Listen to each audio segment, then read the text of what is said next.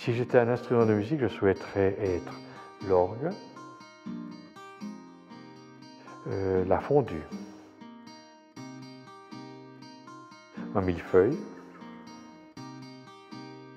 une malvoisie. Je n'aurai pas le temps. Alors je garde de mon enfance vraiment le souvenir d'être heureux dans ma famille. Avec 3 frères, nous étions 4 frères. Il y a une sœur, mais laquelle est décédée très petite. Alors j'ai commencé ma scolarité à Épauvillers jusqu'à l'âge de 12 ans, donc ça veut dire que j'ai fait mes premières classes à Épauvillers. Ensuite à Porrentruy, à Saint-Charles, et puis une année à Saint-Maurice où j'ai obtenu la maturité. C'était là en 1970. Enfant, j'ai rêvé de faire le métier de curé, puisque il semblerait qu'à l'âge de 6 ans, j'ai dit pour la première fois à mes parents, je voudrais devenir prêtre. Il y a eu de temps en temps où je me disais, oh mais tiens, l'enseignement m'intéresserait bien. Et puis aussi, quelque chose qui va vous étonner beaucoup, c'est que je me suis dit, mais j'aimerais bien tenir un restaurant. J'avais des parents qui étaient formidables parce qu'ils nous disaient toujours, à mes frères et à moi, choisissez ce que vous aimeriez faire dans la vie. L'important, c'est que vous puissiez être heureux dans ce que vous aurez choisi. Voilà. Donc, mes parents étaient bien sûr contents que je prenne ce chemin-là, mais ils me laissaient absolument libre. Hein, puisque mon cher père, à la veille de mon ordination, m'avait encore dit, mais Denis, c'est en ordre, tu peux encore changer d'avis si tu veux. Quant à mes frères aussi, mes frères alors étaient bien sûr d'accord, tout cela, parce qu'on parlait beaucoup entre nous, ça c'est sûr. Il y en a un qui me disait, moi quand même, Denis, oh là là, toute ta vie prêtre, pas marié, pas d'enfant, etc. Je lui disais, mais tu sais, c'est mon choix, toi tu vas ton chemin, moi je vais mon chemin. Voilà. Alors mon ordination a eu lieu le 16 mai 1976 à Seigneur-Légier, dans cette grande église, où j'avais d'ailleurs, au passage, fait mon stage de diacre. Et c'est Monseigneur Antoine Henguy qui m'a ordonné prêtre. Je retiens de ma première période de vicaire à Basse-Cour vraiment une période absolument ensoleillée.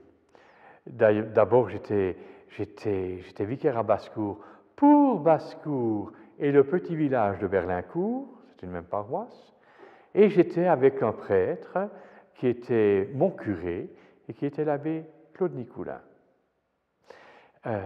Ensemble, j'ai vécu 4 ans là-bas à Basse-Cour. Donc ensemble, nous avons vécu vraiment 4 toutes belles années. Et comme jeune prêtre, alors ce qui m'a marqué le plus, peut-être j'y reviendrai encore après, ça a été la jeunesse. Et une anecdote que je raconte ou qui me revient maintenant est la suivante. Il n'y avait pas de groupe de jeunes à l'époque de la paroisse. Il y avait les scouts, oui, par exemple, mais pas de groupe de jeunes, si on veut, de la paroisse. Et je m'étais dit, je vais faire quelque chose. Et j'avais écrit aux jeunes de Basse-Cour entre 15 et 20, 22 ans, je ne sais plus très bien. On m'avait dit, oui, mais tu sais, tu auras cette soirée peut-être peut-être une quinzaine de jeunes qui viendront. Alors je disais, ben, très bien, si j'ai une quinzaine de jeunes qui viennent, je serai très très content. Et nous nous étions retrouvés plus que 80 à cette soirée. Je me vois toujours dans cette salle de Basse-Cour. on avait dû vraiment ajouter des chaises, enfin, etc. Ça avait été une ambiance du tonnerre. Et là avait commencé, si j'ose le dire comme ça, mon groupe de jeunes. Et j'avais terminé 4 ans après avec la première montée pascale du Jura, à Basse-Cour. Après, j'ai quitté. Par contre, à Saint-Imier, ce qui m'a beaucoup plu et vraiment fasciné, c'est qu'il y avait eu, il y a quelques années en arrière, la construction d'un centre paroissial. Et donc, si on parle de Saint-Imier, on parle des catholiques qui sont dans une région et que ces catholiques sont en minorité. On appelle ça la diaspora, n'est-ce pas, comme on le sait. Mais le centre paroissial était vraiment, à côté de l'église, était le lieu de la rencontre, des catholiques, des jeunes, des dames, des messieurs. Il y avait même un restaurant aussi qui était quotidiennement ouvert à l'époque. Et donc là, c'était vraiment très intéressant parce que les gens venaient volontiers là, dans ce lieu, pour être ensemble. Donc de 1985 à 1997, j'ai été dans la Tramata, c'est-à-dire dans les paroisses de Tramelan, Malrébé-Villars et Tavannes. Toujours, si vous voulez, en tant que prêtre. Voilà. Et le team, on était un team de 3 personnes, et là, on s'organisait pour faire vivre toute cette vallée aussi. Et c'est durant cette période où j'étais dans la Tramata que j'ai été nommé doyen pour le doyenné de Moutier-Saint-Imier-Bienne.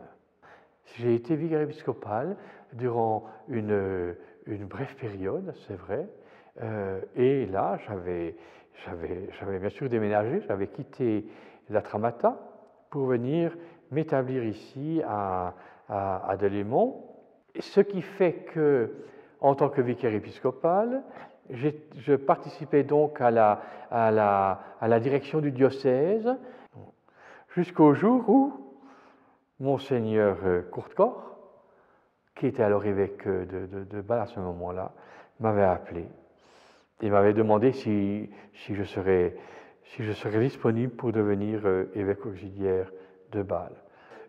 Êtes-vous d'accord de devenir évêque auxiliaire? Je pense qu'on peut répondre non. Mais si on répond non, il faut argumenter. Alors il y aurait des arguments qui iraient dans le sens de dire je suis désolé, mais ma santé ne me le permet pas. Ou bien, je ne me vois absolument pas quitter le Jura pour partir dans une autre culture, avec une autre langue, ou bien je ne me sens pas compétent de devenir évêque auxiliaire pour l'ensemble du diocèse. Cela dit, on est quand même tenu par le vœu de l'obéissance. Et donc, s'il m'appelle, eh bien, je vais répondre. Voilà.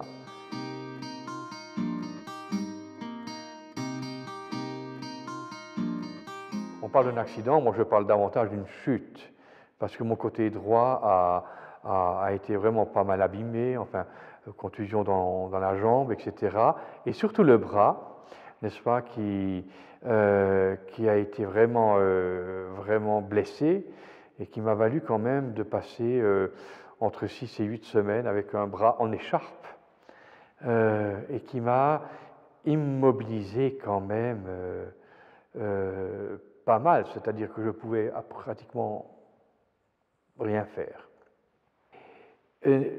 Dans ce diocèse de Bâle qui est tellement grand, qui est trop grand vu par moi, où on est tellement souvent en déplacement, où on reçoit des groupes, où on va dans les paroisses, où il faut répondre au téléphone, où il faut préparer des dossiers, je me suis rendu compte que j'étais dans mon travail devant une immense montagne et que ma difficulté à moi est, je le sais, de dire non, ça je ne peux pas.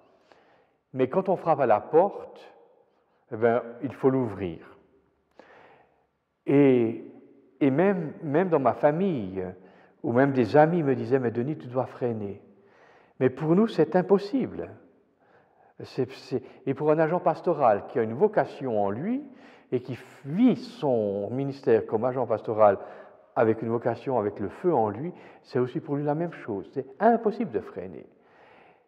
Et donc, dans la réflexion à la suite de ma chute, je me suis dit, un tel rythme, je ne peux pas continuer.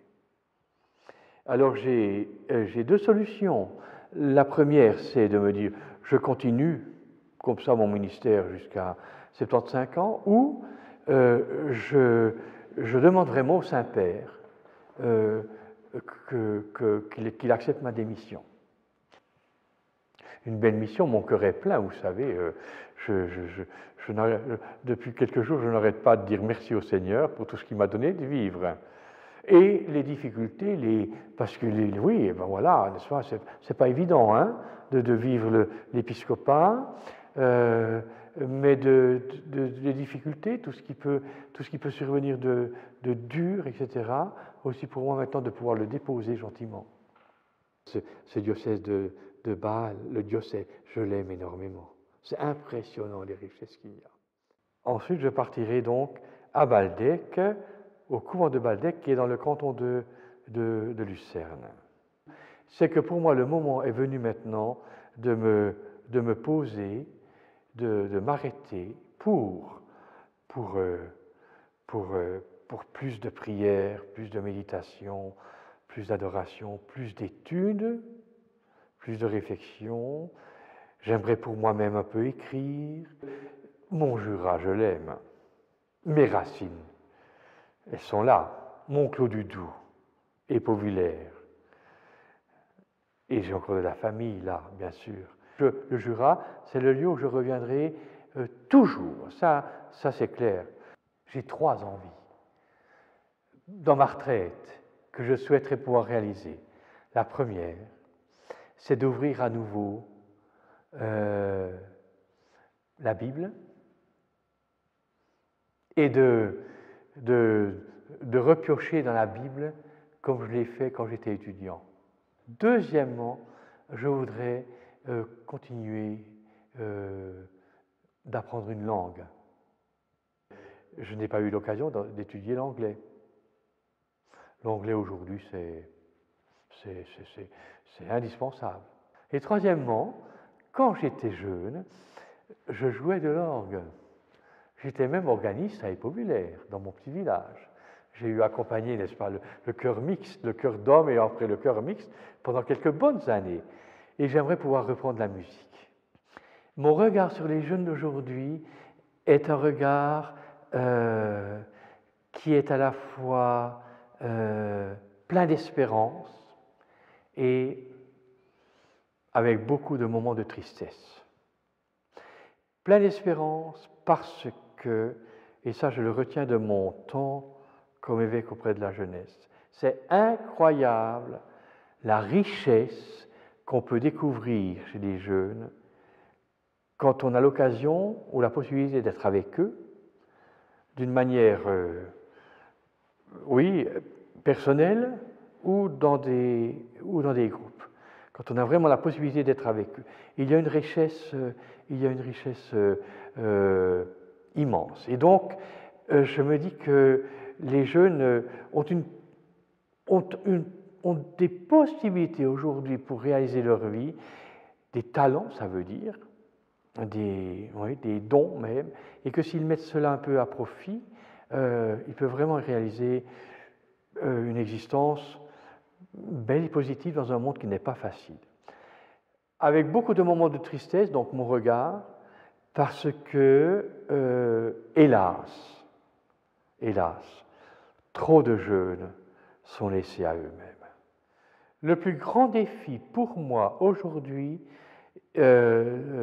pour l'Église, c'est que l'Église, qui est un appareil tellement grand, où la structure est tellement forte, est vraiment appelée à revenir toujours plus et toujours plus profondément à la nouvelle de l'Évangile. C'est vrai que c'est très exigeant parfois, et surtout quand on prend un peu de l'âge, ça devient un peu trop exigeant, mais d'un autre côté, c'est extrêmement fascinant.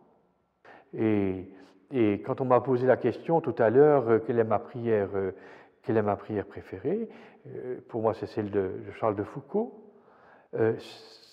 Cet homme, lui aussi, n'est-ce pas, n'a fait que, après sa conversion, que de suivre le Christ. Puisque je fais partie d'une fraternité de Charles de Foucault. Mon Père, je m'abandonne à toi. Fais de moi ce que tu voudras. Quoi que tu fasses de moi, je te remercie. Je suis prêt à tout. J'accepte tout, pourvu que ta volonté s'accomplisse en moi et en toutes tes créatures. Ça, c'était l'essentiel. Et on se trouve ici, au centre Saint-François, pas très loin du couvent des Capucins de Montcroix, donc Saint François d'Assise. Dans sa conversion, il suit le Christ. Et ça, c'est le plus grand défi pour l'Église d'aujourd'hui, de demain. Et c'est d'ailleurs ma devise, comme évêque, au risque de l'Évangile. Il faut savoir fleurir là où Dieu nous a plantés.